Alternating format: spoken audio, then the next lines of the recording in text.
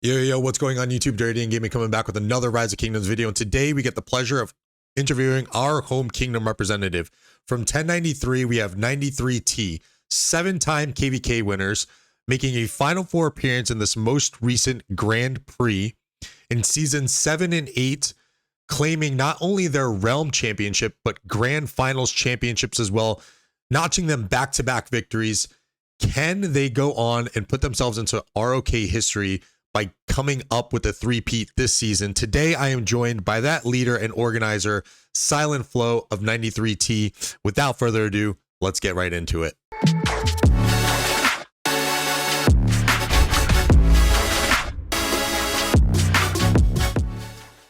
All right, guys, so we're back with another Osiris League interview here, this time with the kingdom that I am now residing in, 1093. We are joined by Silentflow, one of the legacy teams and legacy leaders of 1093. Welcome, Silent. Thank you for coming on. How you doing? Thank you, Dan. Happy to be here. I'm doing fine. So 1093, it's the longest standing Imperium in the game, dominant arc, Osiris League performances. How long have you been in 1093, and how long have you been kind of leading 93T from an arc perspective or Osiris League perspective? Well, I first migrated here back in 2019, like basically the first week of the migration update. We were actually waiting for it. So I've been here for 6 years now, like 6 years and 1 month. Oh, wow. And I've been leading the ARC team since late 2019.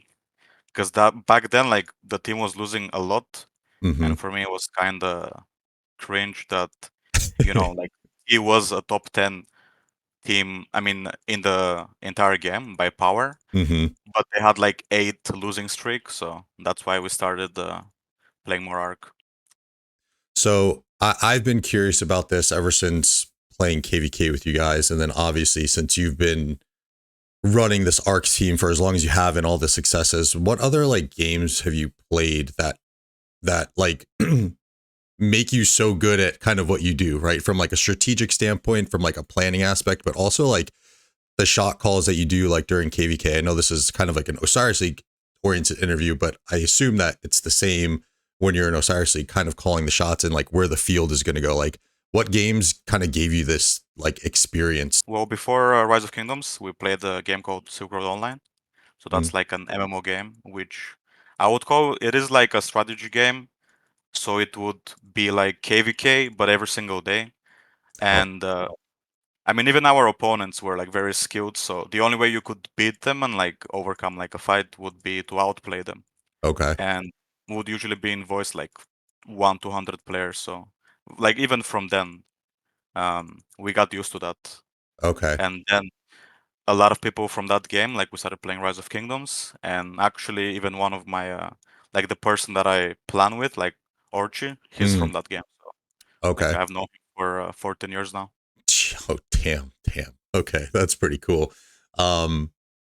Yeah, this like the experience and like the years that you put in, like obviously I haven't done in the realm that you have, but like even this is like way back when I was in, I can't even remember the kingdom at the time. It was so long ago, but we had an arc team that we were like casual, but we played together for like a year, and it just came to a point where like we knew like what each other was going to be doing, and it seems that like with you and Orchi and just like I guess some of like the longer players that have been here, like you guys just kind of like know to a certain point too of like kind of they're kind of like in your head as well because they've been playing with you so long. I mean, yeah, pretty much like at this level of play.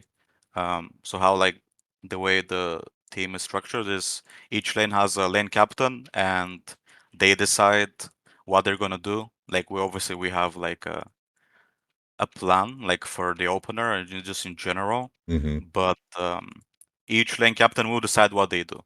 Like I don't really Micro, tell them. yeah, you don't Yeah, I don't micro micromanage. them. Like they micromanage each player in their lane, Mm-hmm. and then we decide like what we're gonna do for like a macro level.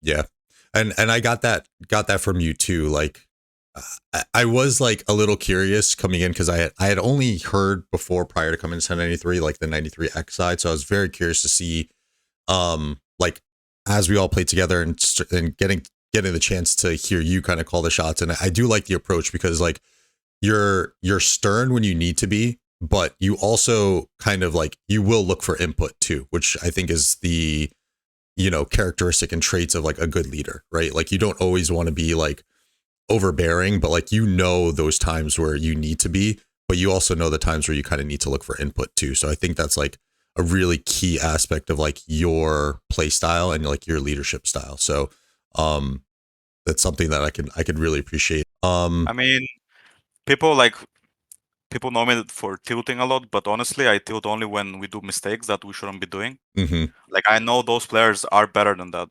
Yeah. So like when I see us doing bad mistakes, yeah, like that tilts me. But I mean, in general, I mean, I don't really like raging, Yeah, yeah. and yeah, I will ask if what people think, like, because I think even if you have experience, if someone is trying to give feedback, you should listen to it. Oh yeah, 100%. 100%. So, 1093, 93T specifically, um, how would you introduce the team to new players who are unfamiliar with 93T?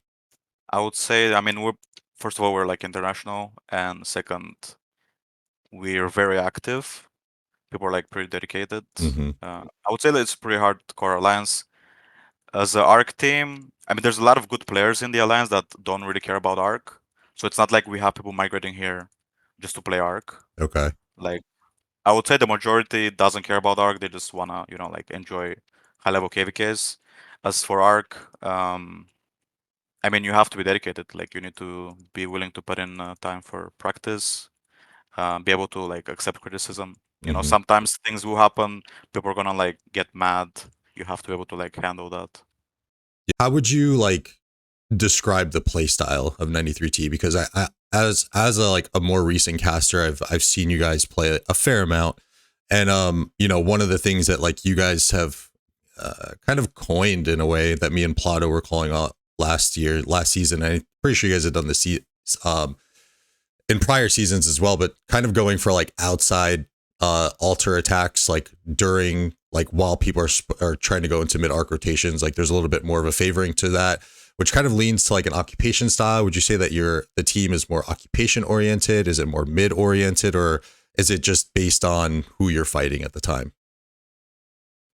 Well, in the past, we tried to play less mid because the account difference between us and other teams were Mm-hmm. pretty big. So going mid is very risky. Like you could lose mid fight and then just be equal on points.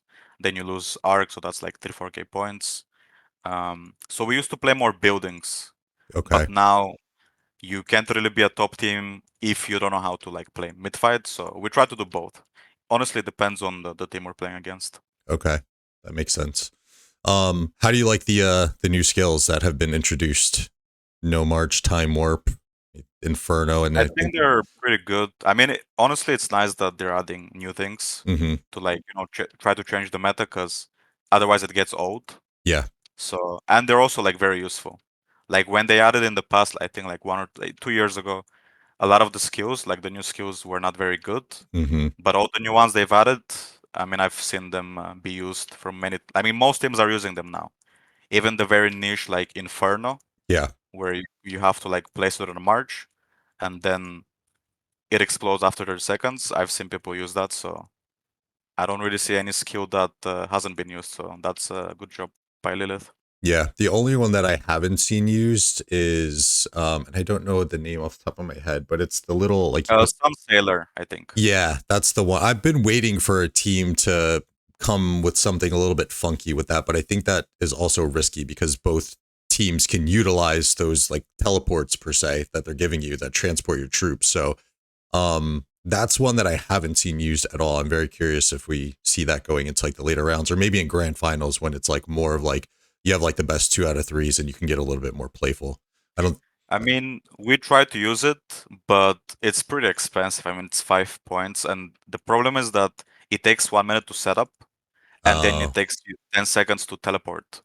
So I think if they wanted to make it more popular, they would probably have to like lower it to 4 points, and then marches should take less time to teleport, like maybe 5 seconds or so. Because Gotcha. then, and also enemy team can teleport through, which lowers your chances. Because I think you have 50 or 60 chances. Hmm. So if your marches are low, you can just use the teleport and lower their chances, and then you just suicide on their cities. Gotcha. Okay, yeah, that would be a nice usage of it for sure. Um, so as I'm watching this arc fight right now, we're getting into the first to the first mid arc fight. Who does the skills on in 93T? Is it you? It's me and Orchi most of Okay, the time. gotcha. Um, yeah, I was just curious on that as we're starting to see some of the skills pop in this middle, which is quite quite dominant in this first round. You guys got them on the run. It's pretty funny. Um, um, so if you were to like promote 93T and kind of essentially like a little recruiting pitch for Osiris League team, like what would be that like pitch to the community saying like, hey, like obviously we're a legacy Osiris League team, like a proven winner, like what would be that like I guess the requirements, and then what would you say is like what would entice people to come to 93 to play on 93T's Osiris League team? So first, the biggest question we get for people that are like interested in playing is if they have a chance to try out the team. Mm-hmm. Because I mean, I assume other teams they just set their team and that's it. But for us, we always give a chance to anyone, even like new players that don't make the team. We're gonna let them play practice so they see how we play. Mm-hmm. Maybe if they like it or not. Um, so in that aspect, I mean, if you wanna play 93T, you need to be very good mechanically. Mm-hmm. You need to be very active, and we'll give you a chance to at least try out the team. And if you're good, then you'll be on the team. Maybe even replace some of the core players. But yeah, I wouldn't say that. I mean, the 30 spots are not locked in, basically. Gotcha. We always try to keep a team of like 40, 42 players. There are sometimes people, I mean, whales, let's say, that want to come here and they think they're like guaranteed a spot, but that's Mm. not the case. I mean, Yes. even if they have like a strong account, they need to play good first of all, and Yeah. they need to fit in with the team. Because if they don't fit in and they don't play well, then what use is their strong account? Yeah. 100%. Yeah, and I think that's like, you know, makes it very attractive for any kind of player to, want to migrate here and take a shot to get onto the OL team. Very friendly in that manner that, it's not super leaned heavy towards the whales. So you've mentioned kind of like the skill and the technique of players a little bit. So I was curious on this because it's something that I'm working on personally as I'm looking to get onto a better arc team for next Osiris League. How important would you say is micro when it comes to Osiris League? Like we've had a lot of updates through the PC version. Rock is kind of in a way a PC game now in a way. Is that something that you like urge players to work on through practice and through these matches? Is their microing and controlling their marches? Well, yeah, I mean, we even tell people if they can play on PC, they should, Mm, because it's like superior in terms of micromanaging your marches and multitasking. Because for me personally, multitasking is the most important. yeah. Like if you can, like for example, be fielding and then reinforcing like microfilling a building, I don't think you can do that on a phone. So I mean, phone is very bad for playing Arc. Yeah. Tablet with the new changes is better, but yeah, like if you can play on PC, you can just with a one button switch to any of your marches if you want Hmm. and do multiple things at once. Yeah. That's where I thought the answer was going to go towards, but obviously you want to hear it from the pro. I mean, we can even notice if someone is playing on a tablet or PC Hmm. just by the way they move their marches Oh yeah. and how like fast they react to things. Yeah. 100%. So you can tell easily. All right, we'll kind of start winding this thing down here. Out of so I mean, there's a lot of I'm sure there's a lot of moments here for leading this team for 6 years almost now. So you can give a few. But what have been your most memorable Osiris League moments, and what do you find the most engaging aspects of Osiris League? Well, the moment I remember the most is when we won the first time in season 7. Okay. We played JST in like best of 3. we actually played them in the group stage. We lost by 10k points. Back then, people were like pretty arrogant because we faced them in normal arc and we beat them. So people were like, "Yeah, we can do that easy." And then we did some mistakes and we lost by 10k points. I mean, it was an early mistake which snowballed pretty hard, Mm-hmm. and then we learned a lot from that game. So like losing was like the best thing that could happen to us in that season. Yeah. And then in the final, like the first game, we lost by I think 3k points. We did a mistake, and then we knew what we had to fix. And then the second game we were losing, but then ended up winning with provision. I think we won by like 700 points. Oh, jeez. And then game three, JST made a mistake. We actually took their they didn't like they won mid, and we picked up the arc with a Guan March, and they didn't notice it until it was too late. So we ended up winning that season. And I would say the second most memorable experience for me was this last Grand Prix a few months ago Mm-hmm. when we beat 466S. We beat them by 200 points or so Mm-hmm. because we were practicing against them, and I think we lost like 4 or 5 games Oh, when wow. we played, and then we ended up beating them when it mattered the most. Damn, that is pretty nice to to kind of go into these practices. You know, you're taking the L's a little consistently, but like you said, like in reference to JST, you know, grand final, that like if you're able to afford the loss, like the losses teach you so much more than the wins. So, yeah, it's nice to hear that you guys you know learned enough to finally get that one win that mattered against 466S. You made a point on provisions, which you know you said you won the match by 200 points. We've been seeing this a little bit more and more through the Osiris League seasons, I would say, and this season in particular, where a few teams have just opted not to provision at all. What's your stance on provisioning? I mean, provisioning will make your mid weaker, but as we saw with all the Chinese teams, they were provisioning like 6 to 8k points. Mm-hmm. Like when we fought 466S, I think they provisioned almost 8k points. Oh my So god. that's winning more than 2 arcs. So I do think it is a mistake for international teams not to provision. Yeah. And I think is gonna show again in the Grand Prix when we end up like all of us getting stomped by the Chinese teams. Yeah. They always have like better meta. Yeah. So if they can afford to provision, they should. But it's not.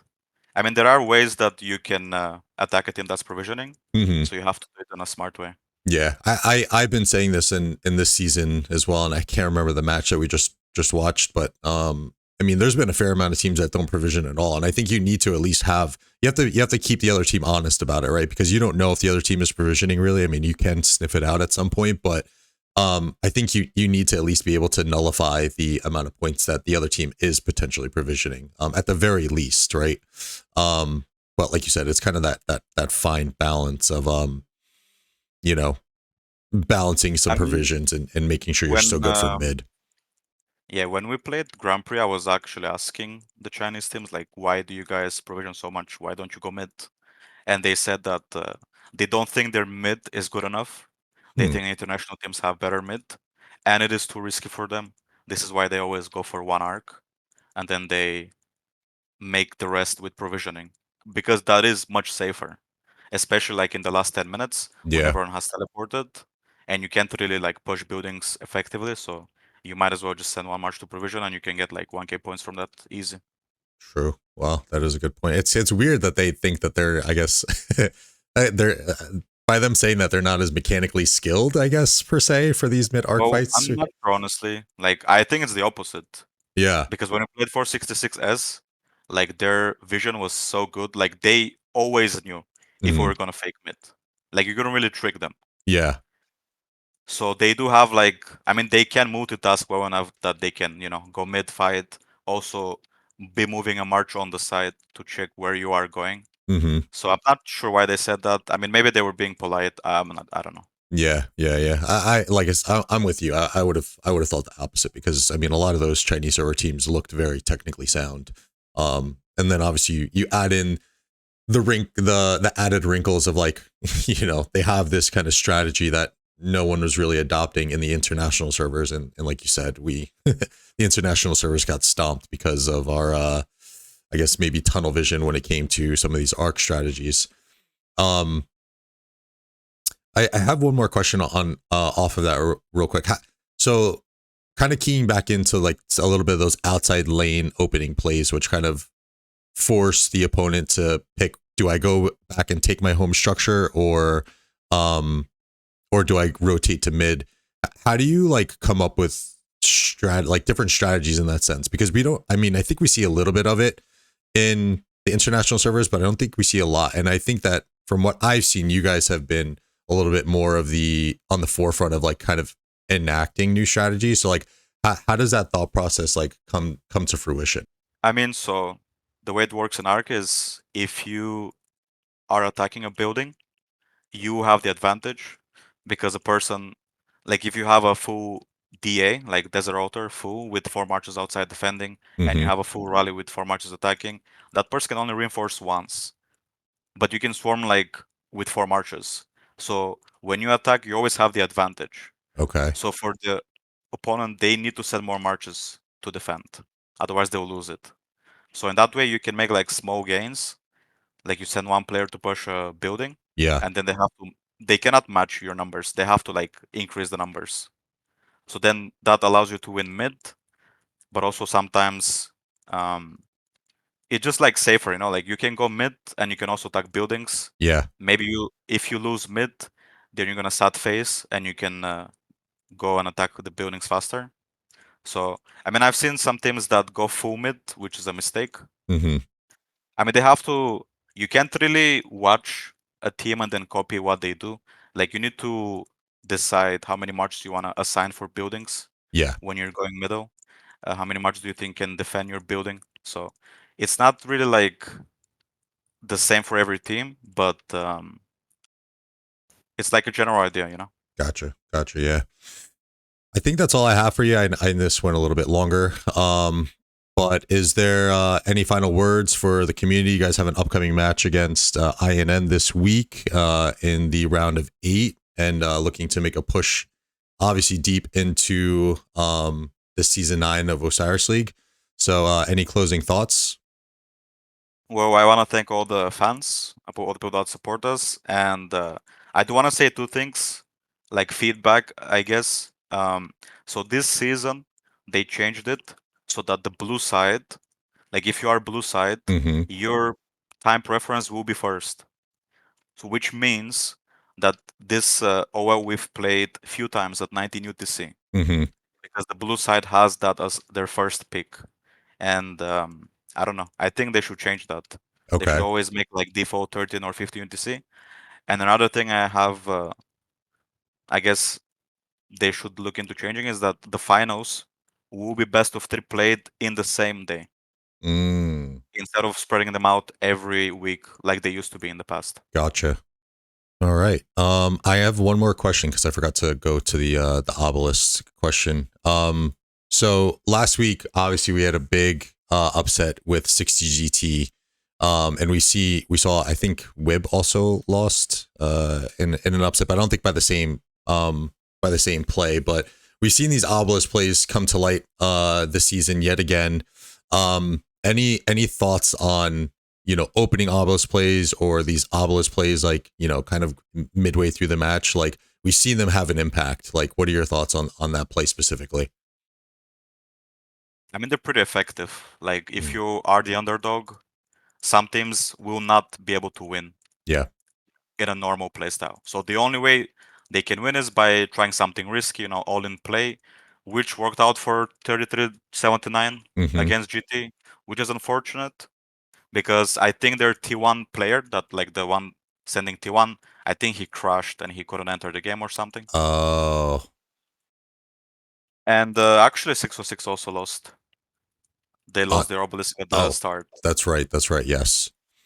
So the Um. enemy just teleported in. I mean, I would say because from personal experience, like last Grand Prix, we lost our obelisk at the very start. Mm-hmm. Enemy rushed with 8 marches, T1, and they used tear down on the obelisk, and we just left the game because we also had KVK. I mean, Yeah. Kingsland to play. Yeah. Um, they're pretty effective, so teams should look out for that. I Uh, mean, there are ways you can put vision on the gate. Yeah. You can, keep a garrison inside. Yeah. Be careful during first arc, because if you're not, you can definitely lose the game like that. Yeah, 100%. We saw that I believe last season, where there was a sack on that first mid arc, and then team went and took the Obelisk, and then it was it's very hard to come back from, especially you get some of those bigger boys who are able to teleport in and just constantly harass that kind of back line in a way, and keep them honest. And they have to keep defending the Obelisk because those players are going to look to swarm it down. And also, even if you don't lose the Obelisk, I mean, in our group stage against DQ, we lost our Obelisk at minute 40. Oh wow. They didn't teleport, but they had 8 extra TPs. Mm, So this also helps a lot because yeah, you're able to like teleport your entire team at like minute 40. You don't have to wait until minute 18 to teleport. yeah, So that is in huge. general, like everyone should have a garrison in their Obelisk. Garrison, and just keep it, yeah, at the very least have the garrison in there, and you do just have to maybe have like a player or two just keeping an eye out for some of those plays. But yeah, those have proven to be pretty effective in this season 9, so I'm curious to see if we see a little bit more of it going forward. Well, another thing is when you use no march, you take buildings 1 minute faster, which Yeah, means you can take an Obelisk in 1 minute instead of 2. true. So Yeah, by the time you take an Obelisk, I mean, they won't even notice, and then you've taken it, and then you have 8 TPs. yeah. So this also probably contributes to that. Wow, I didn't. This is why this is why you're the pro, and I honestly would have never have even thought about that. Even just simply just to get the extra TPs. So that's why whenever I cast, I say that I'm just a stupid caster, and calling the play-by-plays where you guys are literally kind of like in the realm of like esports, I would like to say. I mean, with the amount of practice and the amount of like insights that go into it, like definitely taking it to the next level, and very much a lot of respect to all these top tier Osiris League teams, because I do, in my eyes, I see it as an esport, a budding esport at least. I mean, Um, yeah, people put a lot of effort into practicing and just everything, going through everything. yeah, yeah. Hopefully, we see it on the big stage one day. We'll see 93T up there. Maybe we get a live Osiris League at some point, and I'm in an actual booth and not in front of the computer. That'd be pretty cool. But yeah, we've seen some good changes to Rise of Kingdoms, so who knows? Who knows? But Silent, very much appreciate the time. I'm definitely obviously going to be rooting for you guys at the home kingdom, and best of luck in the rest of the season. Thanks for having me.